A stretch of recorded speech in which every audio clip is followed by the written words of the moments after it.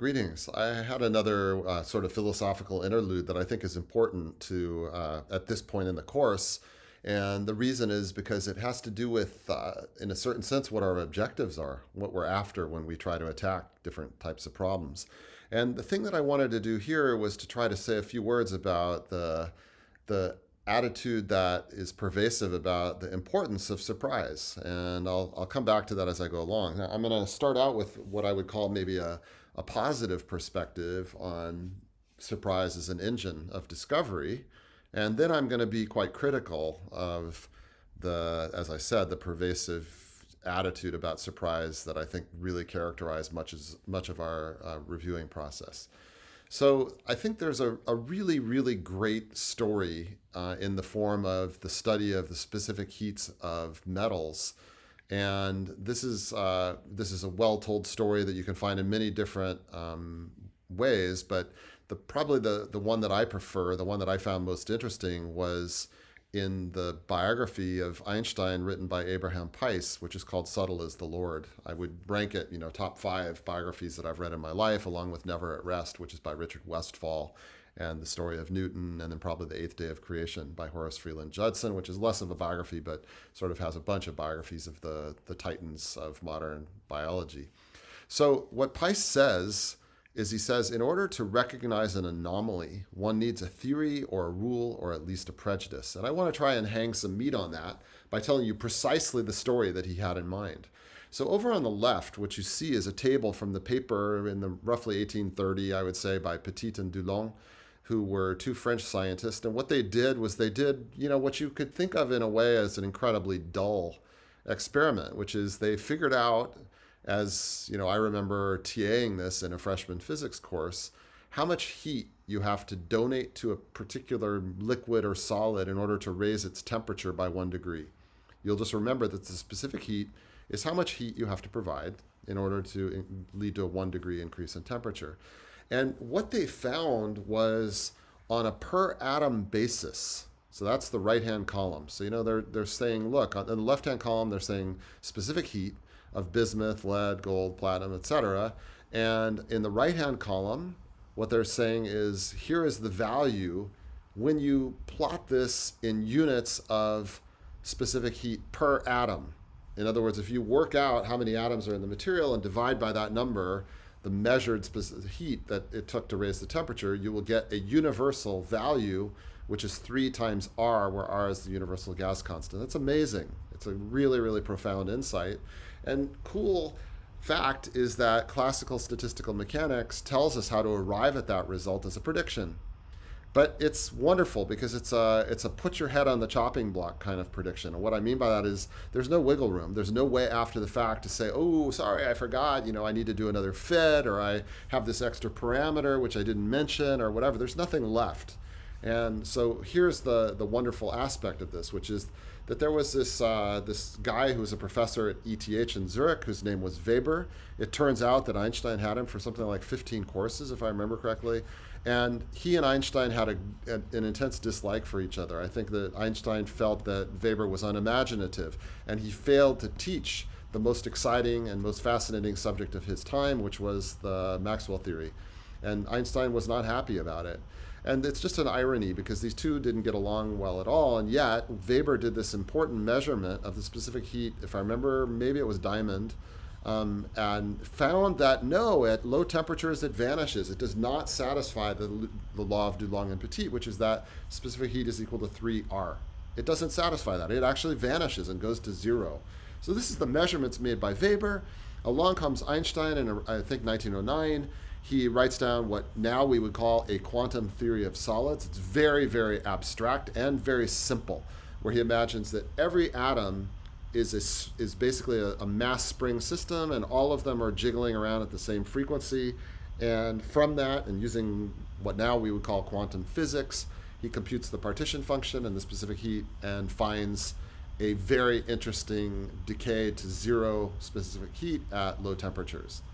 And my point with respect to surprise is that the reason it was surprising is because there was a prejudice. There was a prejudice that it should be 3R, and when experiments did not satisfy that prejudice, then there was a puzzle.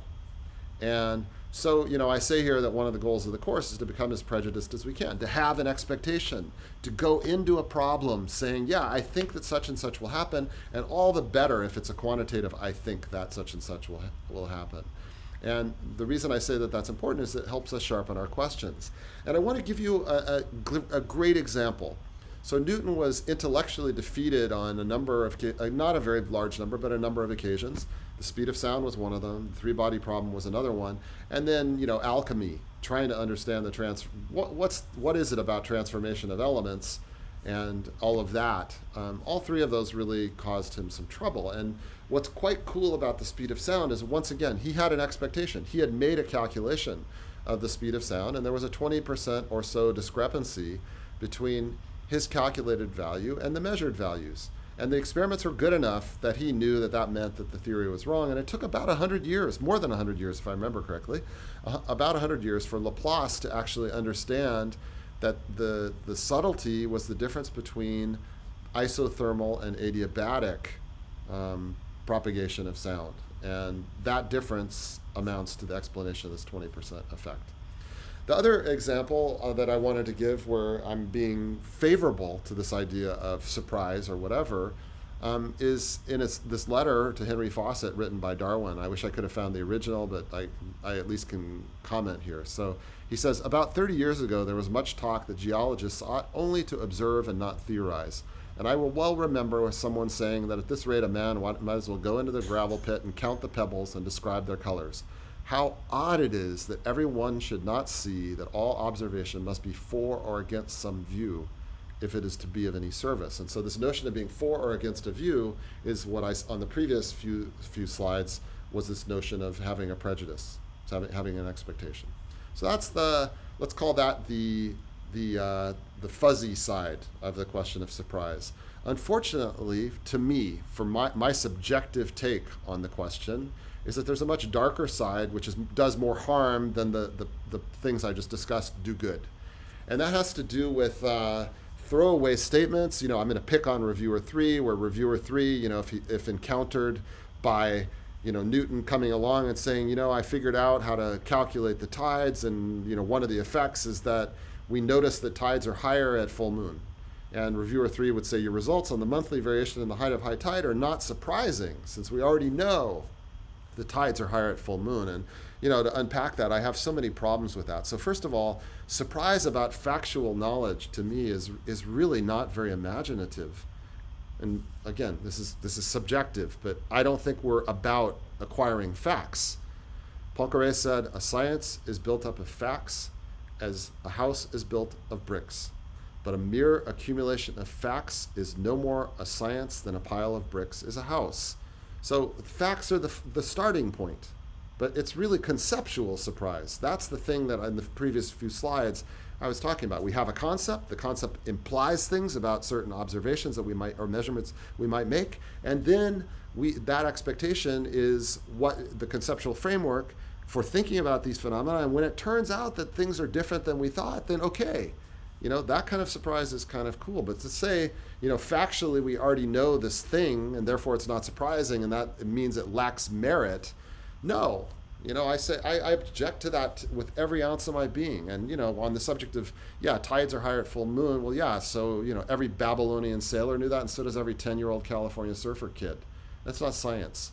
And so I think we sell ourselves very short by saying, we already know this fact. If somebody comes along and says, okay, that's fine, I know about your fact too. But what I did is I put my pathetic thinking into play, I mathematicized it, I tried to find out what the implications of that were, and now I'm telling you what those implications are. That's not about surprise, that's about knowing things. And so, this dedication to knowing, I think maybe I showed this at the beginning of the term, but that's really revealed in this table from Jean Perrin's work on atoms, where he shows us roughly 15 different ways of measuring Avogadro's number. It's cool in so many different axes because of the imaginative nature of the different ways of measuring Avogadro's number.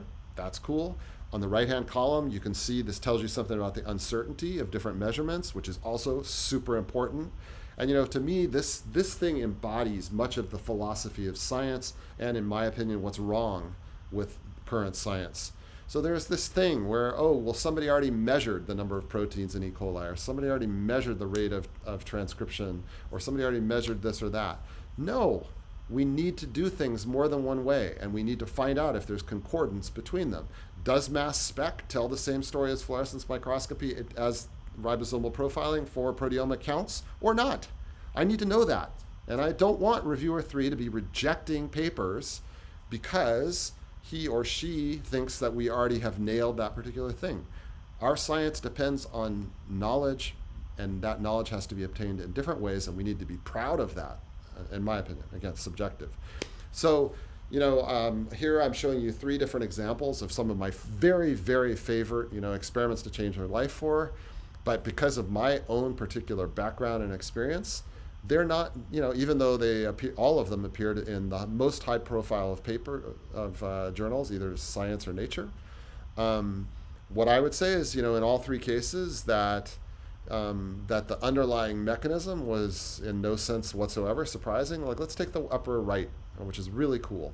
So basically what happens is you have these proteins which cross-link 2 different microtubules. There's an optical trap that actually can see that there's an entropic force that's trying to pull the microtubule on top to the right. And the reason for that is that it gives more room for those red objects to do a one-dimensional random walk. So that increases their entropy. And the reason when I first heard about this, and I thought it was stunning and so beautiful, and I loved it, but I didn't like the spin of this was surprising. And part of the reason is because Bill Gelbart had 15, 20 years ago, worked on DNA ejection from viruses and had basically constructed a theory of how binding of proteins onto the viral DNA actually sort of translocates it into the bacterial cell, and that's an entropic effect, and et cetera. It's something that I would say once you understand the principle, it's well known. The bottom is this beautiful thing that I'm going to talk about later in the course from Mahadavan and Cliff Tabin. It has to do with an instability towards a particular gut folding mechanism. In the upper left is a beautiful experiment from Perozzo and company in which they looked at the tension to gate mechanically gated ion channels. My argument here is just to say that it's not about surprise, it's actually about unsurprise, that it's really cool to know these things and then to nail them. And one of the estimates that I've done a few times that I think is kind of funny is to try to estimate the half-life of surprise. Like if you take CRISPR as a current technology, of course, 8 years ago or something, it was really stunningly surprising and fantastic. But now it's become routine, and I could measure that by when it was adopted in my own lab. A bunch of physics types that use it routinely. So I think this is the main thing that I wanted to say, and just to note that there's something besides going for surprise, and we might think of other superlatives. We might be going for beautiful, or reproducible, or rigorous, or mastery, or any of a suite of different ways of describing what constitutes a successful scientific piece of research. So this one I'm going to probably talk about later. It has to do with trying to find the natural variables for problems, which leads to a data collapse where all of this is 15 years of work from my own lab on the measurement and gene expression for all sorts of different constructs. And it turns out we learned that in fact we've just been doing that, even though we thought we were doing something different, we were doing the same thing over and over again. And all the cell really cares about is the thing that's on the x-axis on the right, which is kind of this combination of the number of repressors, the strength of binding sites, the concentration of inducers, the number of copies of the gene, and so on. And again, I'm not trying to convince you of the details at the moment. I'm more trying to say that the point here was not a matter of surprise. The point was a matter of mastery. And I think, once the half-life of surprise is over, that's when the knowledge part kicks in, which can be extremely useful in its own right. So that's basically what I had to say.